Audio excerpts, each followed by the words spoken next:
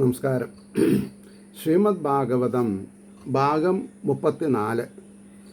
ഓം gum ഗണപതയേ നമഃ. ഓം some സരസ്വതേ സ്വാഹ. ഓം ശ്രീ ഗുരുഭ്യോ നമഃ. ഓം ശ്രീ രംഗനാഥ ശർമ്മണേ നമഃ.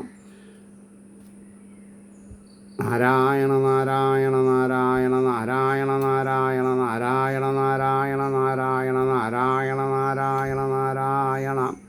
ഓം ശ്രീകൃഷ്ണാർപ്പണമസ്തു. ഓം ശ്രീകൃഷ്ണായ പരബ്രഹ്മണേ നമഃ. ഓം ശ്രീകൃഷ്ണായ പരമാത്മനേ നമഃ. ഹരേ രാമ രാമ രാമ ഹരേ ഹരേ, ഹരേ കൃഷ്ണ കൃഷ്ണ കൃഷ്ണ ഹരേ ഹരേ. ശ്രീമദ് ഭാഗവതം മൂലം പ്രഭാഷണം ഭാഗം 34. ഭാഗവത മാഹാത്മ്യത്തിലെ 4-ാമത്തെ അധ്യായത്തിൽ 20-ാമത്തെ ശ്ലോകമാണ് പറയേണ്ടത്. അപ്പോൾ 19-ാമത്തെ ശ്ലോകം എന്താണെന്ന് പറഞ്ഞിട്ട് 20-ാമത്തേലേക്ക് പോവാം. ലോകവാർത്തരതാ ക്രൂര പ്രായശോ ബഹുജൽപിക ശൂരാച ഗൃഹകൃത്യേഷു കൃപണ കലഹപ്രിയ എന്നുള്ളതിൻ്റെ അർത്ഥം പറഞ്ഞിട്ടുണ്ട്. ഇനി 20-ാമത്തെ ശ്ലോകം നോക്കിക്കോളൂ. ഏവം നിവസതോ പ്രേംണ ദമ്പത്യോരനപത്യയോ അർത്ഥ കാമാസ്തയോരാസൻ ന സുഖായ ഗൃഹാധികം. അവിടെ ഒരു ന ശബ്ദമുണ്ട്, അത് പ്രത്യേകം ശ്രദ്ധിക്കണം. ഏവം നിവസതോ പ്രേംണ ദമ്പത്യോർ അനപത്യയോ അർത്ഥ കാമാസ്തയോരാസൻ ന സുഖായ ഗൃഹാധികം. അതിനർത്ഥം പറയുമ്പോൾ അന്യോന്യം പ്രേമത്തോടുകൂടെ ഇപ്രകാരം വസിക്കുന്ന അവർക്ക് സന്താനമുണ്ടായിരുന്നില്ല.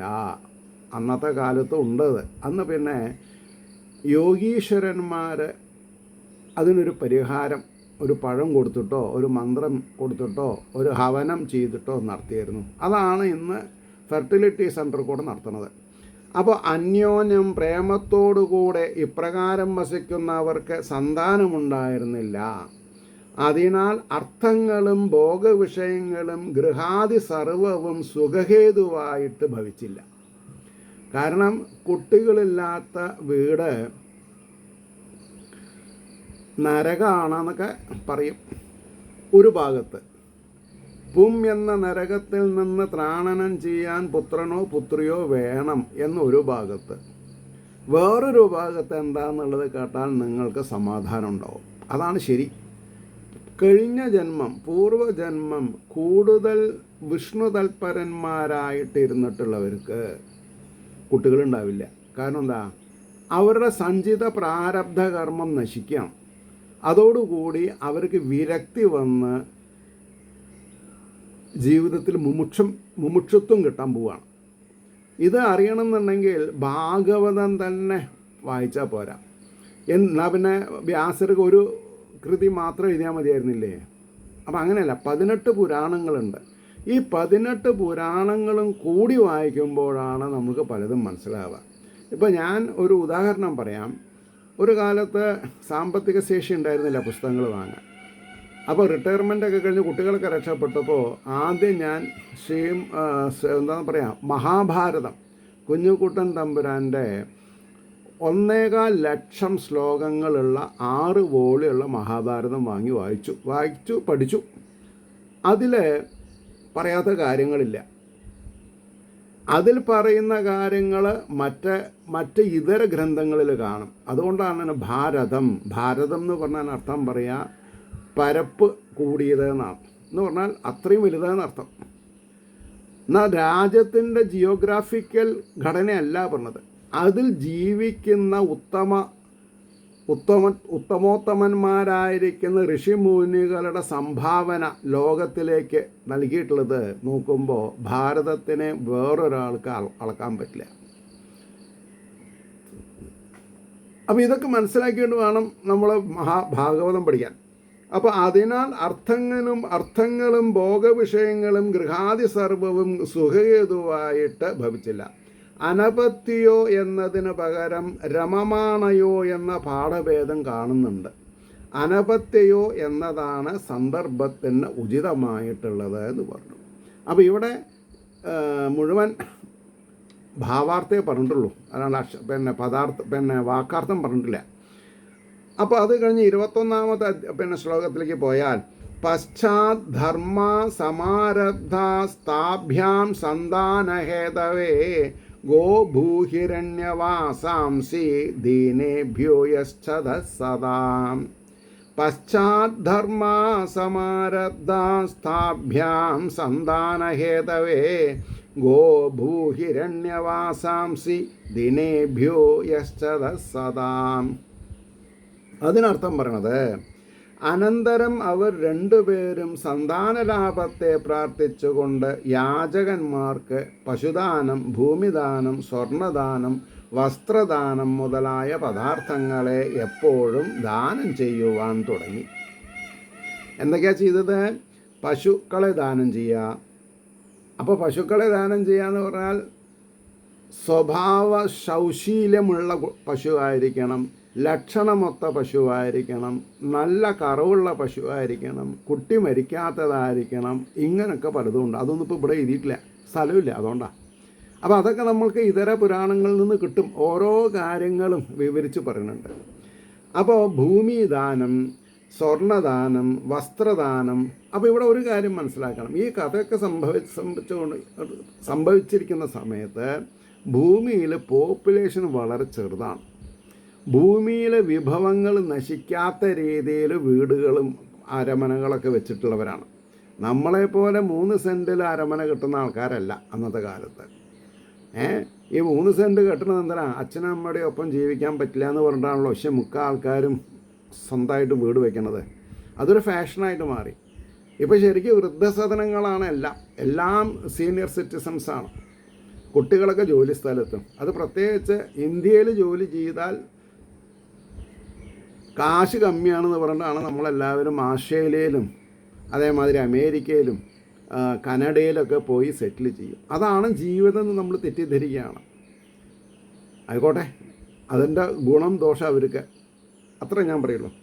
അപ്പോൾ ഇവരെ അനന്തരം അവർ രണ്ടുപേരും സന്താനലാഭത്തെ പ്രാർത്ഥിച്ചുകൊണ്ട് യാചകന്മാർക്ക്, ഇവിടെ യാചകന്മാർക്ക് എന്നാണ് പറഞ്ഞിട്ടുള്ളത്, പശു, ഭൂമി, സ്വർണം, വസ്ത്രങ്ങൾ മുതലായ പദാർത്ഥങ്ങളെ എപ്പോഴും ദാനം ചെയ്യുവാൻ തുടങ്ങിയെന്ന് പറഞ്ഞു.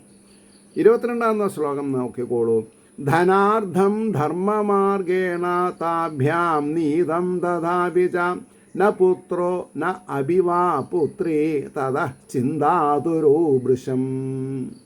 ധനാർത്ഥം ധർമ്മമാർഗേണ താഭ്യാം നീതം ദദാഭിച ന പുത്രോ ന അഭി വാ പുത്രീ തത ചിന്താതുരോ വൃഷം.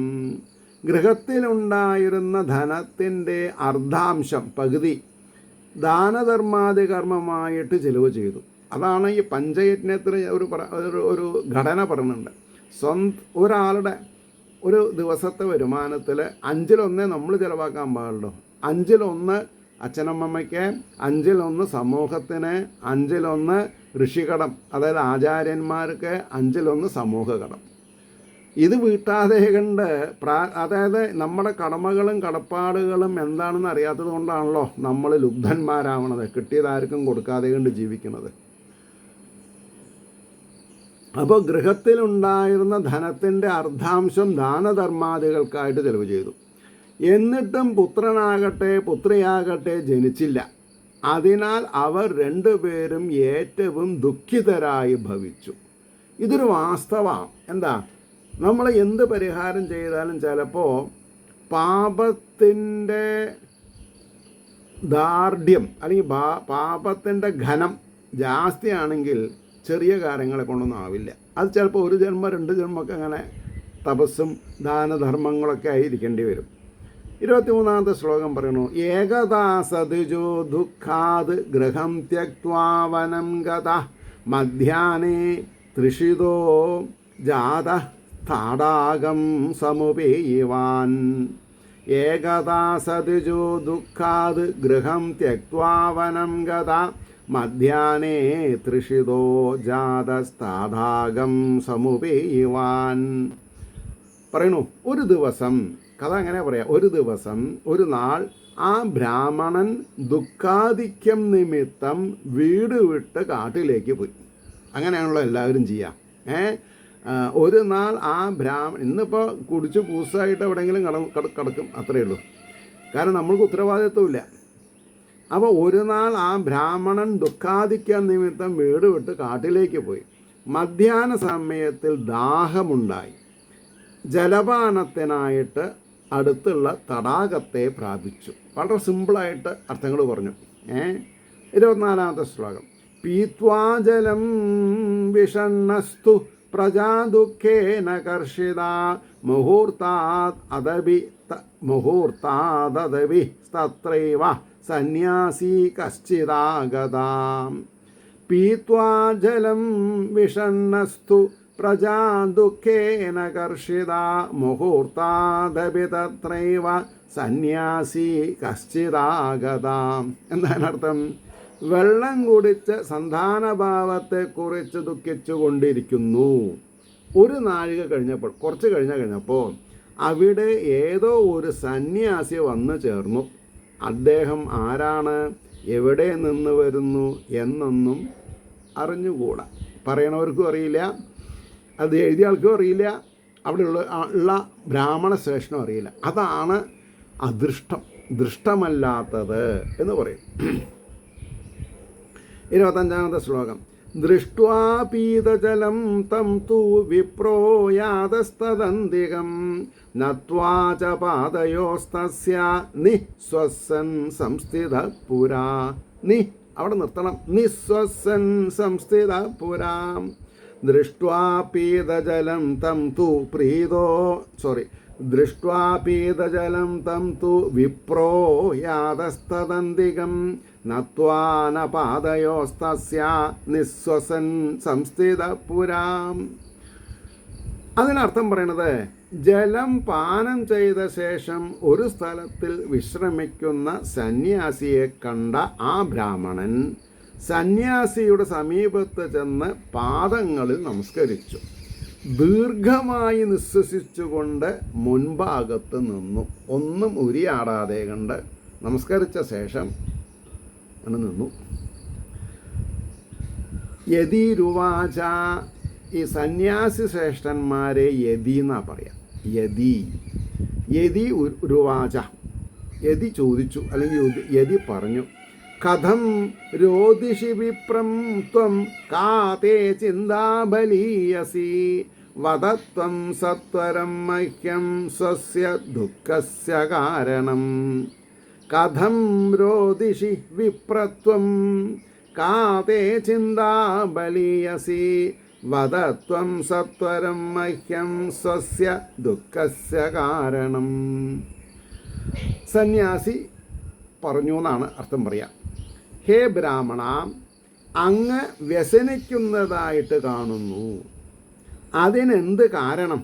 അങ്ങയെ ബാധിച്ചിരിക്കുന്ന ശക്തിയേറിയ ചിന്ത എന്താകുന്നു? കാലതാമസം കൂടാതെ അങ്ങയുടെ വ്യസന കാരണം എന്നോട് പറയുക. അവിടെ ഒരു പ്രയോഗം ഉണ്ടായി. കാലതാമസം കൂടാതെ, പെട്ടെന്ന് പറയണമെന്നാ. കാലതാമസം കൂടാതെ.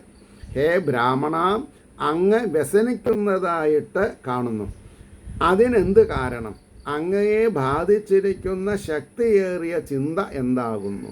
കാലതാമസം കൂടാതെ അങ്ങയുടെ വ്യസന കാരണം എന്നോട് പറയുക. ഞാനൊരു കാര്യം ചോദിക്കട്ടെ. നമ്മൾ എത്ര ആൾക്കാരെ കാണുന്നുണ്ട്? അമ്പലത്തിൽ പോകുമ്പോഴും പർച്ചേസിന് പോകുമ്പോഴും എത്രയോ ആൾക്കാർ ദുഃഖാർത്ഥന്മാരായിട്ട് നമ്മൾ കാണുന്നുണ്ട്. നമ്മളാരും ചോദിക്കണില്ല. കാരണം എന്താ? അവരുടെ ദുഃഖത്തിന് സമാധാനപരമായ 2 വാക്ക് ഉച്ചരിക്കാനുള്ള പ്രവണത നമ്മൾക്കില്ല. ചുരുക്കി പറഞ്ഞതാണ്. ചിലവർ വടി അറിയാതെ കണ്ട് നിൽക്കുന്ന ആൾക്കാരുണ്ട്. എങ്ങനെ ചോദിക്കുക, എങ്ങനെ ചോദിക്കാതെ കണ്ടിരിക്കുക. അപ്പോൾ ഇവിടെ യതിരുവാച എന്ന് പറയുമ്പോൾ എനിക്കൊരു കാര്യം, ഇന്ന് വ്യാസപൂർണിമയാണ്. എന്താ വ്യാസപൂർണിമ എന്ന് പറഞ്ഞാൽ? ആധ്യാത്മികമായ കാര്യങ്ങൾ പറഞ്ഞു തരുന്നവരെ പൂജിക്കാനുള്ള ദിവസമാണ് ഈ വ്യാസപൂർണിമ എന്ന് പറഞ്ഞാൽ. വ്യാസർ ജനിച്ച ദിവസം. ഇത് എത്ര ആൾക്ക് അറിയുമെന്ന് എനിക്കറിയില്ല. അപ്പോൾ നമ്മൾ മനസ്സിലാക്കേണ്ടത്, വീട്ടിൽ ഏതെങ്കിലും മതപരമായ അല്ലെങ്കിൽ സനാതനധർമ്മത്തിൻ്റെ സനാതനധർമ്മം പറയുന്ന ഗ്രന്ഥങ്ങൾ,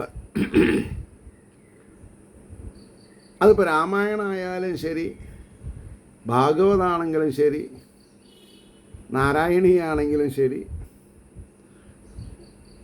അതിനെ ഒന്ന് നമസ്കരിക്കുക. അത് എഴുതിയവരെ ഒന്ന് നമസ്കരിക്കുക. അപ്പോൾ വിജയദശമിക്ക് ചെയ്യുന്ന കൂട്ടത്തിൽ ഉള്ളതല്ല അത്.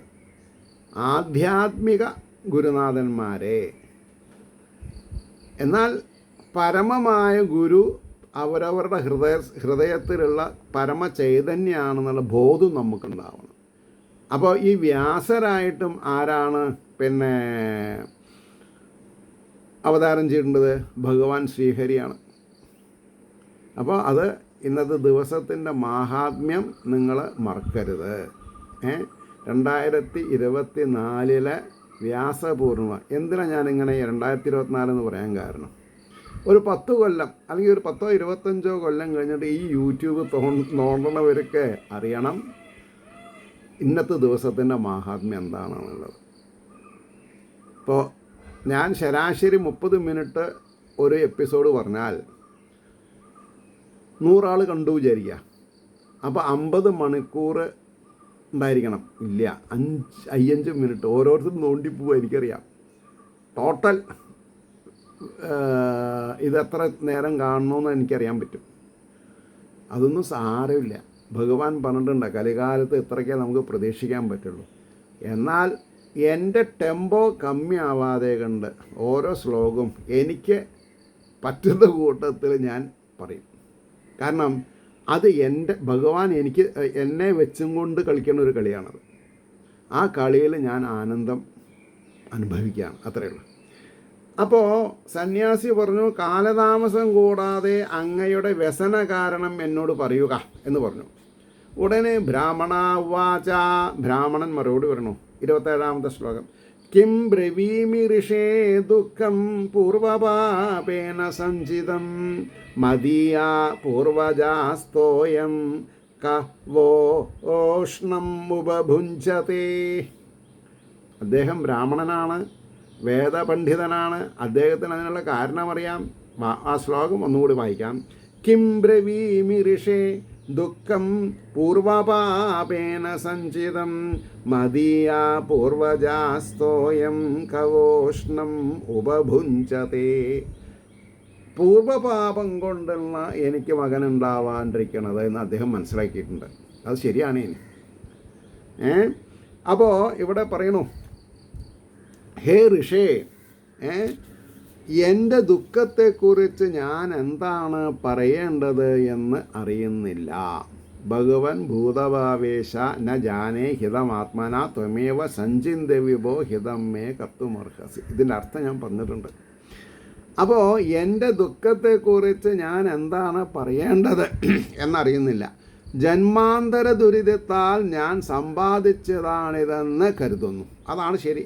അപ്പോൾ എനിക്കും നിങ്ങൾക്കും സാധ്യമാവാത്ത കാര്യം വല്ലതുണ്ടെങ്കിൽ അതിന് കാരണം ജന്മാന്തര ദുരിതത്തിൽ സമ്പാദിച്ചുള്ള പാപം തീരാൻ ഭാഗവത ഉപാസന, ഭഗവാനെ ഉപാസിക്കുക. ഭഗവാനെ ഉപാസിക്കുക എന്ന് പറഞ്ഞാൽ ഭഗവാന് നമ്മൾ അഷ്ടദ്രവ്യ ഗണപതി ഹോമവും കളവച്ചാർത്തും ചാർത്തിയാൽ മാത്രം പോരാ. കാരണം എന്താ, അതൊരു എക്സ്പ്രസീവ് മോഡിലുള്ളൊരു വഴിപാടാണ്. അതിൻ്റെ മുമ്പേ നമ്മൾ എന്ത് ചെയ്യണം? നമ്മുടെ ഉള്ളിലാണ് ഈശ്വരീയത ഉള്ളതെന്നും അതിനെ മിനുസപ്പെടുത്തി പിന്നെന്താണെന്ന് പറയാം, കഴിഞ്ഞ കാലത്തേക്കാൾ നല്ല നിലയിൽ ഭഗവാൻ പറഞ്ഞ മാതിരി നമ്മൾ നടക്കണുണ്ടോ എന്നുള്ളത് ആദ്യം ശ്രദ്ധിക്കണം. അതില്ലാണ്ട് നമ്മൾ എവിടെ പോയിട്ട് വഴിപാട് ചെയ്തിട്ടും കാര്യമില്ല. അപ്പോൾ വളരെ ലളിതമായ സുലളിതമായ കാര്യം നമ്മുടെ മിസ്റ്റേക്കുകൾ കറക്റ്റ് ചെയ്യുക എന്നുള്ളതാണ്. അതിനാണ് ഭാഗവതം അർത്ഥം പറഞ്ഞ് പഠിക്കണം എന്ന് പറഞ്ഞത്. ഇത് പഠിച്ചിട്ടില്ല, പഠിക്കാൻ സമയമില്ല എന്ന് പറഞ്ഞവരോട് എനിക്കൊന്നും പറയാനില്ല. കാരണം എന്താ, എല്ലാവർക്കും 24 മണിക്കൂറാണ്. ആ 24 മണിക്കൂറിനെ നമ്മൾ എങ്ങനെ ഉപയോഗിക്കണം അതിനനുസരിച്ചിട്ടിരിക്കും നമ്മുടെ വിജയം. അപ്പോൾ പറഞ്ഞു, ജന്മാന്തര ദുരിതത്താൽ ഞാൻ സമ്പാദിച്ചതാണ് എൻ്റെ ദുഃഖം എന്ന് ഞാൻ മനസ്സിലാക്കുന്നു. തർപ്പണാദിയിൽ ഞാൻ പിതൃക്കൾക്കായിട്ട് സമർപ്പിക്കുന്ന ജലത്തെ അല്പം ചൂടുള്ളതാക്കി തീർത്തിട്ടാണ് അവർ കുടിക്കാറുള്ളതെന്ന് ഞാൻ കരുതുന്നു. ഇത് വലിയ ഒരു സയൻറ്റിഫിക് തിയറിയാണ്. എന്താ അങ്ങനെ സയൻറ്റിഫിക് ആവാൻ കാരണം? ഞാൻ പച്ചവെള്ളമാണ് തർപ്പിക്കണത്, പക്ഷേ പിതൃക്കൾക്ക് കിട്ടുമ്പോൾ അതിൽ ദുഃഖം എന്ന് പറയുന്ന ചൂട് ബാധിക്കണം.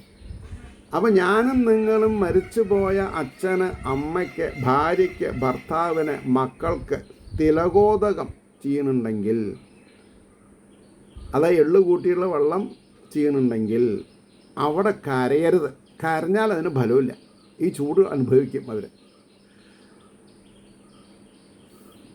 ശ്രീ ബുദ്ധൻ്റെ കാലത്ത് ബുദ്ധൻ ദിഗ്വിജയം ചെയ്യുന്ന സമയത്ത് ഒരു കുട്ടി തൻ്റെ മരിച്ച ആൺകുട്ടിയുടെ ശവമായിട്ട് മുന്നിൽ വന്ന് നിന്ന് പ്രാർത്ഥിച്ചു, അങ്ങ് ദിവ്യനാണ്, അങ്ങയ്ക്ക് വേണമെങ്കിൽ എൻ്റെ ബാലനെ ജീവിപ്പിക്കാം, അതിനുള്ള കഴിവ് അങ്ങയ്ക്കുണ്ട്, ഒന്ന് ട്രൈ ചെയ്തുകൂടെ ചോദിച്ചു. അപ്പോൾ ബുദ്ധൻ പറഞ്ഞത് എന്താ, ഏതെങ്കിലും ഒരു വീട്ടിൽ മരണം സംഭവിക്കാത്ത വീട്ടിൽ നിന്ന് ഒരു പിടി കടുക് കൊണ്ടുവരൂ, ഞാൻ ഈ കുട്ടീനെ ജീവിപ്പിക്കാമെന്ന് പറഞ്ഞു. എന്ന് പറഞ്ഞാൽ എന്താ അർത്ഥം? കുട്ടീനെ ജീവിപ്പിക്കാനല്ല പ്രയാസം, അത് ഞാൻ ചെയ്യണ്ടേ? കാരണം എല്ലാവർക്കും ഹൃദയം മാറ്റിവെക്കാനും കരൾ മാറ്റിവെക്കാനും എത്ര രൂപ വേണം അത്രയും നമ്മൾ ബക്കറ്റ് പിരിവ് പിരിച്ചത് കൊണ്ടായില്ല. അപ്പോൾ പിന്നെ ഈശ്വരൻ എന്താ പ്രമാണം? കുറേ കഴിയുമ്പോൾ നമ്മൾ മരിക്കണ്ടേ? മരിക്കാത്തൊരവസ്ഥ നമ്മൾക്ക് ആർക്കെങ്കിലും ഉണ്ടായിട്ടുണ്ടോ? അപ്പോൾ അത് സത്യം പറഞ്ഞാൽ ഈ ഒരു വ്യക്തി എന്നുള്ള നിലയ്ക്ക് ഈ അവയവദാനത്തിന് ഞാൻ എതിരാണ്. എന്താ അങ്ങനെ പറയാൻ കാരണം? നമ്മളെ സൃഷ്ടിച്ചിട്ടുള്ളത് നമ്മളെ പാപപുണ്യങ്ങളെ അനുഭവിക്കാൻ വേണ്ടിയിട്ടാണ്. അത് ഏത് പ്രായമാണെങ്കിലും ശരി, അത് ഭർത്താവായിക്കോട്ടെ, ഭാര്യയായിട്ട്, മകനായിക്കോട്ടെ,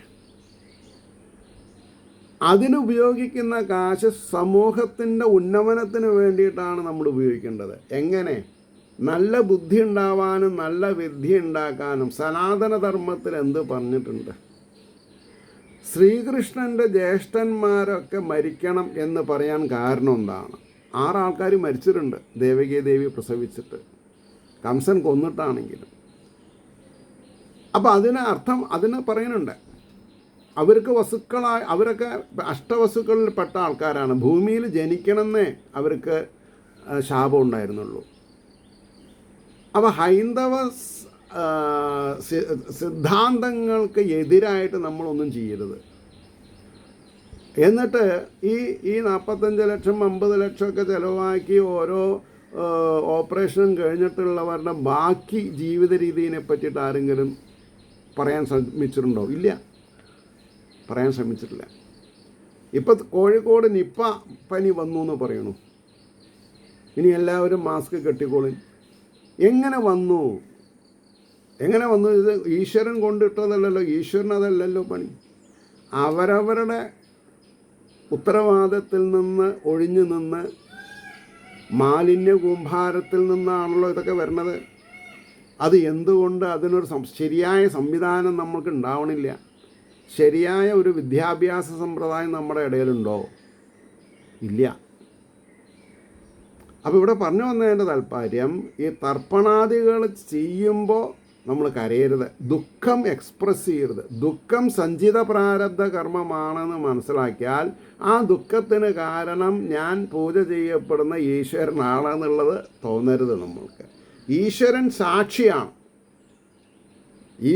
സാക്ഷിയാണ്. അപ്പം ഞാനും നിങ്ങളും ചെയ്യുന്ന കർമ്മത്തിൻ്റെ സാക്ഷി ഈശ്വരനാണെങ്കിൽ, സൂര്യനായും ചന്ദ്രനായും ഇതര നക്ഷത്രങ്ങളായും ദിനമായും രാത്രിയായും പഞ്ചഭൂതങ്ങളും ഒക്കെയാണ് ഇത് റിപ്പോർട്ട് ചെയ്യണത്.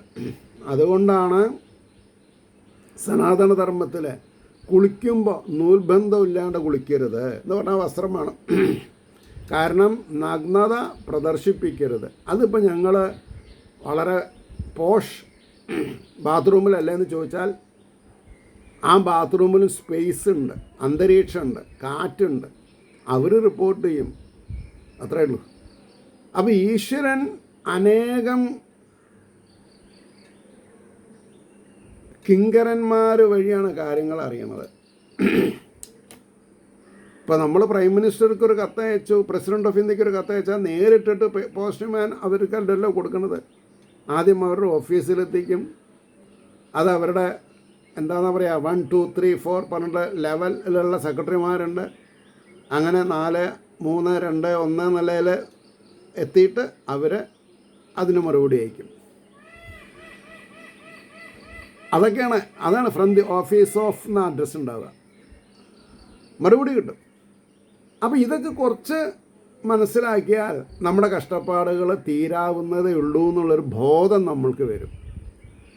അതുകൊണ്ടാണ് പറഞ്ഞത്, തർപ്പണം ചെയ്യുമ്പോൾ അത് ദുഃഖപൂർണമായിട്ടുള്ള, ഇപ്പം ഞാനൊക്കെ പലവരേനെയും തിരുനാവായിലേക്ക് കൊണ്ടുപോയിട്ടുണ്ട്. ഞാൻ തർപ്പണം ചെയ്യാറ് പതിവില്ല. ഞാൻ ദിവസേന എൻ്റെ ബാത്റൂമിൽ കുളിക്കുമ്പോൾ മാതൃദേവോ ഭവ, പിതൃദേവോ ഭവ, ആചാര്യദേവോ ഭവ, അതിൻ്റെ മുമ്പ് ശ്രീ സൂര്യനാരായണമൂർത്തേ പറഞ്ഞിട്ട് ഒരു 3 കുത്ത് വെള്ളം കൊടുക്കും. സൂര്യനാരായണൻ. അത് കഴിഞ്ഞാൽ ഈ പ്രപഞ്ചത്തിൽ ആദിവ്യാധികളോടുകൂടി ദുഃഖിച്ച് അലയുന്ന ഭൂതപ്രേത പിശാചുക്കൾക്ക് സ്വസ്തി നിവൃത്തി ഉണ്ടാവണേ എന്ന് പറഞ്ഞിട്ട് ഒരു 3 കുത്ത് കൊടുക്കും. അതിൽ കഴിയുമൊക്കെ. പിന്നെ ഇതാ ഭാഗവതം ഉപാസിക്കുക. ആർക്കും എതിരായിട്ടൊന്നും ചെയ്യാതെ കണ്ടിരിക്കുക, ആരും ദ്രോഹിക്കാതെ കണ്ടിരിക്കുക. ചളി കണ്ടാൽ മാറി നടക്കുക. ഒരു ദ്രോഹിയാണ്, നമുക്ക് ദ്രോഹം ചെയ്ത ഒരാൾ മുന്നിൽ വന്ന് പെട്ടാൽ അയാളെ ആലിംഗനം ചെയ്യണമെന്ന് പറഞ്ഞിട്ടില്ല, വഴി മാറി നടക്കുക. നാരായണ നാരായണ എന്ന് ജപിക്കുക, അത്രയേ ഉള്ളൂ. അപ്പോൾ ഇവിടെ പറഞ്ഞത് ദുഃഖനിശ്വാസം നിമിത്തം വെള്ളം ചൂട് പിടിക്കുന്നു എന്ന് സാരം. അത് കുടിക്കാൻ കൊടുക്കുന്നതാണെങ്കിലും ശരി, മരുന്ന് കഴിക്കാൻ കൊടുക്കുന്നതാണെങ്കിലും ശരി. ഇപ്പം മകൻ മരിച്ച് ദുഃഖമുള്ള ഭാര്യ ഭർത്താവിന് മരുന്ന് കഴിക്കാനുള്ള വെള്ളം കുടിക്കുകയാണെന്ന് വിചാരിക്കുക. അത് ദുഃഖനിശ്വാസം നിമിത്തം ചൂടായാൽ ആ മരുന്ന് ഫലിക്കില്ല. ദുഃഖനിശ്വാസത്തോടുകൂടി നമ്മൾ കുടിക്കുന്ന കഞ്ഞി, ചോറ്, ബിരിയാണി അതൊക്കെ പോയ്സണായിട്ട് മാറും. ദുഃഖം എന്നുള്ളത്, ദുഃഖങ്ങൾക്കു ഞാൻ അവധി കൊടുത്തു എന്ന് ഞാൻ എപ്പോഴും ഒരു പാട്ട് കേട്ടിട്ടുണ്ട്, ഒരു ലൈറിക്സ്. അപ്പോൾ ദുഃഖങ്ങൾ അനുഭവിക്കലല്ല, ആനന്ദിക്കാൻ ഡിസ്റ്റൈൻ ചെയ്തിട്ടുള്ള ആൾക്കാരാണ് നമ്മൾ. അപ്പോൾ അടുത്ത ശ്ലോകം 28 മദ്ദത്തം. മദ്ദത്തം എന്നാണ് അവിടെ പ്രിൻ്റ്. അപ്പം അങ്ങനെ വായിക്കരുത്. മദ്ദത്തം എന്നാൽ കൊടുക്കപ്പെട്ട. മദ്ദത്തം നൈവ ഗൃഹണന്തി പ്രീത്യാ ദേവാ ദ്വിജാതയാ പ്രജാ ദുഃഖേന ശൂന്യോ അഹം പ്രാണാം സ്ത്യക്ത്യമ്യഹാഗതാം. മദ്ദത്തം നൈവ ഗൃഹണന്തി പ്രീത്യാ ദേവാ ദ്വിജാതയാ പ്രജാ ദുഃഖേന ശൂന്യോഹം പ്രാണാം ത്യക്തും മിഹാഗത. ഞാനിവിടെ വന്നത് പ്രാണത്യാഗം ചെയ്യാനാണ്, പ്രാണത്യാഗം ചെയ്യാൻ വേണ്ടി വന്നതാണ് അദ്ദേഹം പറഞ്ഞത്. അതിന് കാരണം എന്താ? ഞാൻ സമർപ്പിക്കുന്ന ജലത്തെ ദേവന്മാരും ബ്രാഹ്മണാദികളും സന്തോഷപൂർവം സ്വീകരിക്കുന്നില്ല. ഉറപ്പാണ്, നിശ്ചയം.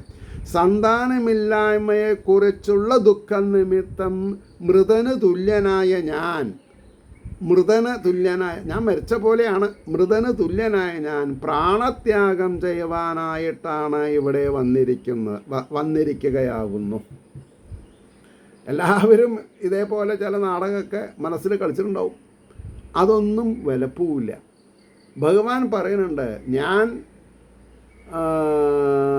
വികാരമില്ലാത്തവനാണ്.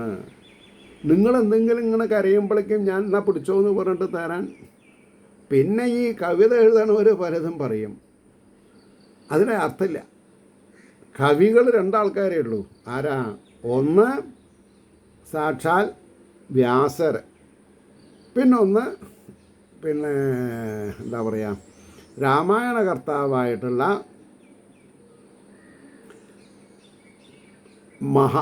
വാത്മീകി. ഇതൊക്കെ മനസ്സിലാക്കിയാൽ മതി. അതുകൊണ്ടാണ് പുരാണങ്ങൾ സ്വയം രചിക്കരുത്. പുരാണങ്ങളെ വ്യാഖ്യാനിക്കാൻ നമ്മളോട് പറഞ്ഞിട്ടില്ല, വ്യാസർ വ്യാഖ്യാനിച്ചിട്ടുണ്ട്. അത് DC ബുക്സ് ഇറക്കിയിട്ടുള്ള ഭാഗവതത്തിൽ പറയുന്നുണ്ട്. ഈശ്വരനെ നമ്മൾ വ്യാഖ്യാനിക്കരുത്, ഈശ്വരനെ അനുഭവിച്ചോളൂ. ഈശ്വരനെ വ്യാഖ്യാനിക്കാൻ ഈശ്വരൻ തന്നെ വ്യാസനായിട്ട് വന്നിട്ടുണ്ട്. അപ്പം നല്ല പോലെ ജീവിക്കുക എന്ന് പറഞ്ഞാൽ ഇറ്റ് ഈസ് നോട്ട് ഈസി. പരമശയിലെ അതിന് കുറച്ച് ബുദ്ധിമുട്ടണം. ആ ബുദ്ധിമുട്ട് നമ്മളെ മുമുക്ഷത്തിലേക്ക് കൊണ്ടുപോകണു എന്ന് പറഞ്ഞു. അപ്പോൾ ഇവിടെ ഞാൻ സമർപ്പിക്കുന്ന ജലത്തെ ദേവന്മാരും ബ്രാഹ്മണാദികളും സന്തോഷപൂർവ്വം സ്വീകരിക്കുന്നില്ല. നിശ്ചയം സന്താനമില്ലായ്മയെക്കുറിച്ചുള്ള ദുഃഖം നിമിത്തം മൃതന് തുല്യനായ ഞാൻ പ്രാണത്യാഗം ചെയ്യുവാനായിട്ടാണ് ഇവിടെ വന്നിരിക്കുന്നത് എന്ന് പറഞ്ഞു. അവിടെ ഞാൻ നിർത്തുകയാണ്. ഇനി എനിക്ക് നിങ്ങളോട് ചെറിയൊരു കാര്യം പറയാനുള്ളത്, ഒരു ദിവസം ഒരു എപ്പിസോഡ് ഞാൻ പറഞ്ഞു. ആ എപ്പിസോഡ് പറഞ്ഞ് നോക്കുമ്പോൾ കലശലായിട്ടുള്ള ഉറക്കം വരിക കാരണം ആ എപ്പിസോഡ് ഞാൻ എയർ ചെയ്തില്ല. എന്നാൽ പിന്നെ കുറച്ച് ഉഷാറായപ്പോൾ 30ാമത്തെ എപ്പിസോഡ് പറഞ്ഞു. ആ 30ാമത്തെ എപ്പിസോഡ് വളരെ ദീർഘമായിട്ടുള്ളതായിരുന്നു, അതാണ് എയർ ചെയ്യാത്തത്. അപ്പോൾ പിന്നെ ഞാൻ രണ്ടാമത് പറഞ്ഞപ്പോൾ ആ 30ാമത്തെ എപ്പിസോഡ് കഴിഞ്ഞ് പകുതിയെ പറഞ്ഞിട്ടുള്ളൂ. അതായത് 1 മണിക്കൂർ പറഞ്ഞതിനെ ഹാഫ് ചെയ്ത് എയർ ചെയ്തു. പിന്നെ 31ാമത്തത് മിസ്സായിട്ടുണ്ട് എന്നാണ് എനിക്ക് തോന്നുന്നത്. അത് വളരെ നിഷ്കർഷയോടുകൂടി ബോംബെയിൽ ഞങ്ങൾ 99 മുതൽക്ക് പരിധിയുള്ളൊരു ചേച്ചിയുണ്ട് എനിക്ക്. She is 8 years senior to me. അവർ അത് കണ്ടുപിടിച്ചു. അപ്പോൾ അവർ ഈ പുസ്തകം വെച്ചിട്ടാണ് ഈ എപ്പിസോഡുകൾ കാണുന്നത്. അപ്പോൾ പറഞ്ഞു, സാറേ ഇതിങ്ങനെ ഒരു മിസ്റ്റേക്ക് പറ്റിയിട്ടുണ്ട്. അപ്പോൾ ഞാൻ ഈ ഫോണിൽ കൂടുതൽ സ്പേസ് മിസ്സാവരുത് പറഞ്ഞിട്ട് 2 ദിവസം കഴിഞ്ഞാൽ ഞാൻ ഈ ഡസ്റ്റ്ബിൻ എന്തുണ്ടല്ലോ ഫോണിൽ, അത് ഞാൻ ഒഴിവാക്കും. അപ്പോൾ എനിക്കതിനെപ്പറ്റി ഇനിയിപ്പോൾ ബോധമില്ല. അപ്പോൾ 31ാമത്തെ എപ്പിസോഡ് ഞാൻ രണ്ടാമത് പറയും. 31. അപ്പോൾ വേറെയും ഈ എൻ്റെ നാട്ടുകാരും പറയുണ്ടായി, എന്താണെന്ന് പറയുക, പറയണ എപ്പിസോഡും എഴുതണ എപ്പിസോഡും കുറച്ച് വ്യത്യാസം വന്നു. അതിന് കാരണം ഇതാണ്. അപ്പോൾ ആ 31ാമത്തെ എപ്പിസോഡ് ഞാൻ ഇന്ന് തന്നെ നിങ്ങൾക്ക് എയർ ചെയ്യുന്നതായിരിക്കും. അതുകൊണ്ട് എല്ലാവരും ശ്രദ്ധിക്കാം. അതിന് വേണ്ടിയിട്ട് ഇപ്പോൾ ഞാൻ ഒന്നും കൂടി കുറച്ച് ബുദ്ധിമുട്ടിയാലും ഓരോ എപ്പിസോഡിലും ഏത് ശ്ലോകം മുതൽക്ക് ഏത് ശ്ലോകം വരെ എന്ന് കൂടി ഞാൻ പറയാൻ തുടങ്ങുന്നുണ്ട്. മനസ്സിലായില്ലേ? അല്ലെങ്കിൽ ഞാൻ എഴുതുന്നുണ്ട്, അല്ലാണ്ട് നിവൃത്തിയില്ല. കാരണം to make you at ease I am ready to go to any extent. എത്ര ബുദ്ധിമുട്ടിയാലും ശരി, നിങ്ങൾക്ക് സാധാരണക്കാരന് ബുദ്ധിമുട്ടില്ലാത്ത രീതിയിലായിരിക്കണം അത്. മനസ്സിലായില്ലേ? അപ്പോൾ ആ 31ാം അധ്യായം ഇന്ന് തന്നെ നിങ്ങൾക്ക് കിട്ടുന്നതായിരിക്കും. ഏവർക്കും ശ്രീ ഹരിയുടെ അനുഗ്രഹാശിസുകൾ നിർലോഭം ഉണ്ടാവട്ടെ എന്ന് പ്രാർത്ഥിച്ചുകൊണ്ട് വാക്കുകൾ ചുരുക്കുന്നു. നമസ്കാരം. നാളെ കാണാം.